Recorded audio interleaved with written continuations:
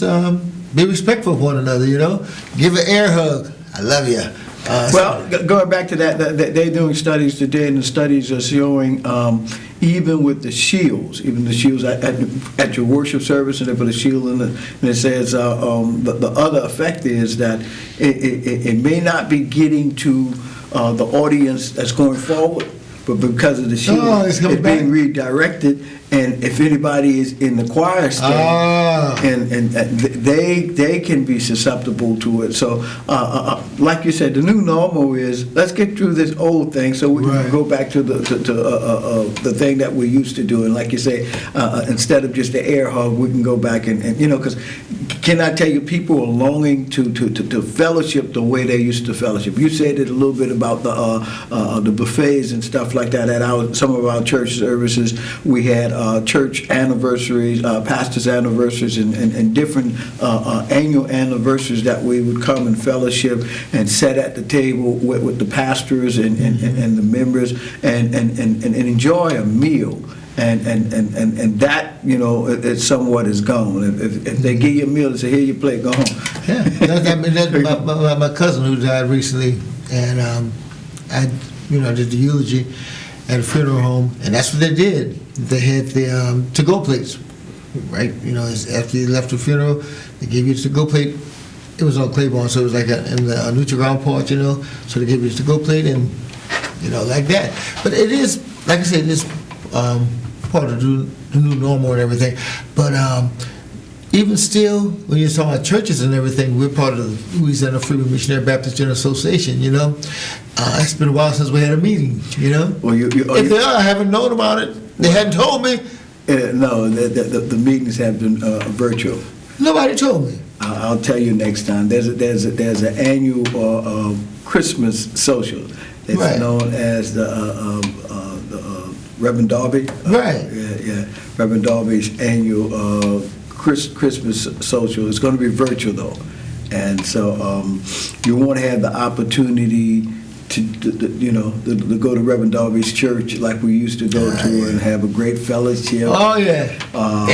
Gumbo and everything. A whole lot of gifts that they used to give to association members. So, but they're going to have a virtual get together, social and everything like that. And I tell you what, they're even advising people to dress up like they were actually in the building and bring your own snacks.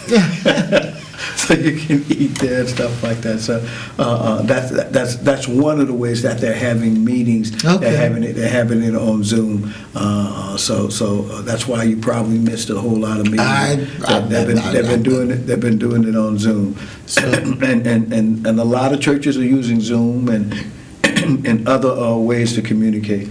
I know y'all are back in your church. Well, this is the situation the way it is. We're back in the church as far as those who are under 60. Oh, wait, maybe I shouldn't be there because I'm over 60 now. But anyway, if you're under 60 and elderly and sickly, we have the phone conference call. Right. You can be on a phone conference call and everything. But if you're young, you're not sick and able to come, we have some members that's there. I mean, we spread out. We don't have that social distance. Yeah, we spread out and everything. Mm-hmm. And so we have Sunday school, and then we have the church service at 10:30, and then in fact, even with the communion, how it used to be, we walk up and receive the communion. Now, when during offering time, what they do is you can pick up your communion while you're giving your offering, pick up your communion, and then you go back to your seat. Then you can have your communion when it's that time for that and everything. So that's not stopping us from doing what we need to do. Mm-hmm. So I think I like the way I just said that. That's not stopping us from doing the things we need to do, because even though we're in the midst of this pandemic, we can still work around it. Don't let that be an excuse for you not. We don't have church. You participate with church. Come on, you got a church conference call. You got Zoom. You got something. You got a way to participate in church. I was listening to a morning show. I won't mention the name of the morning show, but they had the politician that's running for the Senate in Atlanta, and he's a pastor also, you know. Mm-hmm. And so he was asking one of the DJs on the show, who was happened to be a member of his church and everything. He said, "I haven't seen you in a long time." So and so. It's like, well, you know, I've been there. Y'all don't have no church. He said, "Well, we meet every 9:30 and 11 o'clock." And then he says, "And I've been missing your tithes and everything." It was like, well, here, Pastor, what I do is I do good for somebody in my neighborhood. That's how I do my tithes. I give, you know, if somebody's in need, I give them something like this. I help them out like that and everything. So that's what I do. And that was his way of trying to justify. I'm glad you said it like that. Trying to justify. Because the pastor laughed it off. He says, no, that's well, not. here's so terrible about that, Reverend DK. We'll call you Reverend DK right That's now. fine. Because if you're obligated at your house, are you going to take care of somebody else's house, even though you know your utility bill is due? You say, well, I've been working in the neighborhood and stuff like that, but your bill is due at your house, and so you've been working and you don't want to pay your own obligation, and so that's an excuse that's not acceptable. That's good. I want to talk to you. We're going to go to break, but I want to talk to you about how the church is adapting, because that's one thing that God has given us, the ability to adapt to all kind of situations. We're talking to Reverend Darrell K. Smith, and we'll be back and talk to him a little bit more about more information about this pandemic. Stay tuned. We'll be right back.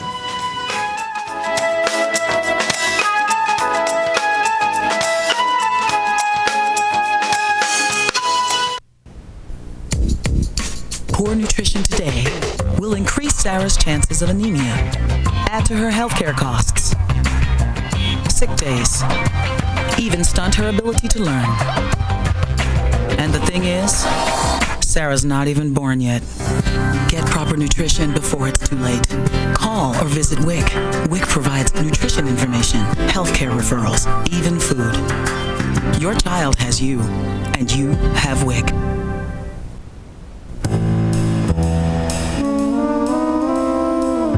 Mrs. Johnson, good to see you again. This is Mike. You can trust him. He looks just like you. Plus, 2 against 1 is more intimidating when we force someone to sign a loan. And I'll be sucking up to you in order to keep up the illusion. So, here are your low monthly payments and interest rate as we promised. Here's where they triple. The rest of this stuff, don't think a lawyer can read this.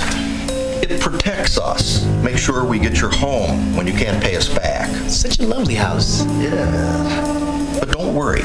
We're going to sell you credit life insurance. You don't really need it, but Puts lots of cash in our pockets. you look nervous. We better hurry and get you to sign. Or I'll pretend to ruin your credit with one phone call. Predatory lenders are never this easy to spot. Call us and protect yourself with the facts.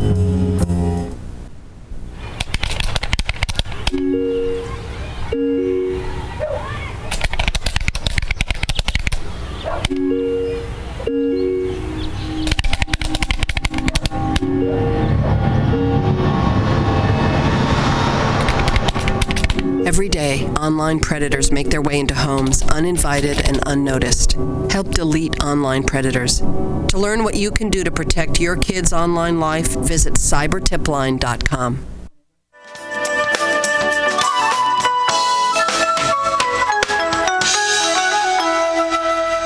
And we're back, and we thank you for staying tuned. We're talking to Reverend Darrell K. Smith. Again, you were talking a little bit about tithes and offering Well, in relation. Let me just say this: any organization, labor union, school, university, hospital, all organizations, institutions, they need finances to operate.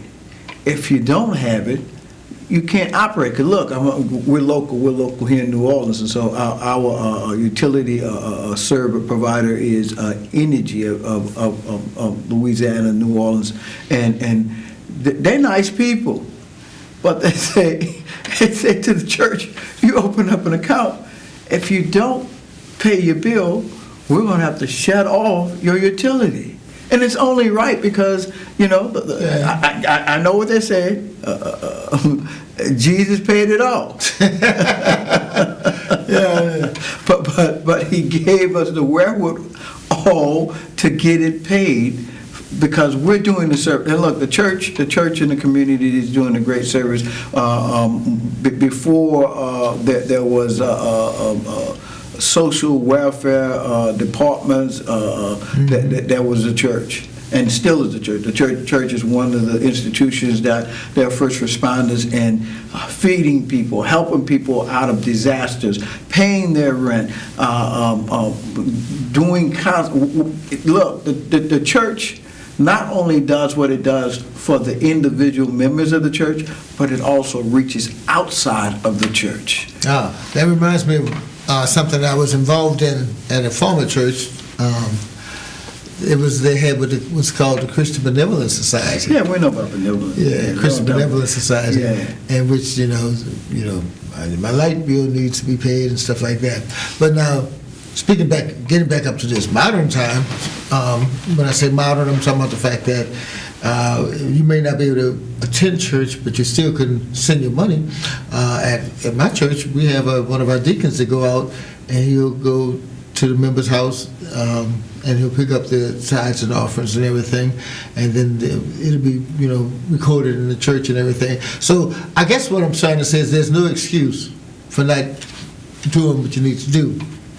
Just because you're not in the church physically doesn't mean you cannot contribute. And physically in that building. And I mean a financial contribution. I'm not talking about I walked an old lady across the street. That's what tithes. Sound like the Boy Scouts. Yeah. I did this and all like that. I was a good boy, But there shouldn't be any excuse for not doing. You may not be able to attend, but you should be able to participate financially. Participate in the way that you should. So. Now, I come up with another excuse for that and everything. Now, of course, some other churches, like we know with the Freedmen Association, they have Giveify. They have that set up so you could.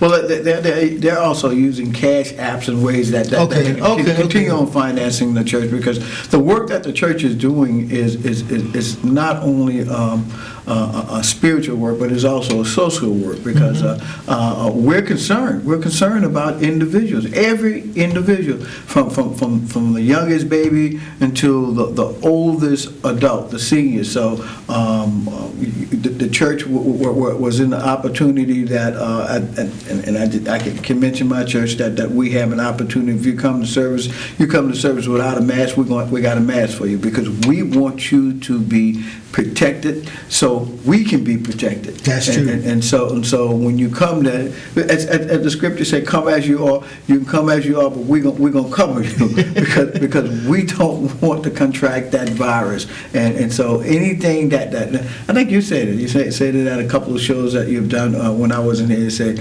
be safe. Wear your mask. Mm-hmm. Yeah. You know what? Speaking of that, excuse me. Don't let that cough fool you.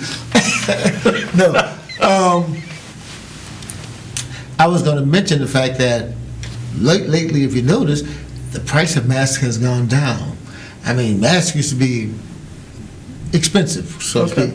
Now it's gone down to become affordable and everything. I think supply and demand is one of the things that that you can look at and see and say, but also the fact that I won't name the business, but when you walk into this grocery store, they would offer you a mask and everything. Is that right? At one time. It's not. It's you ain't got no mask. No.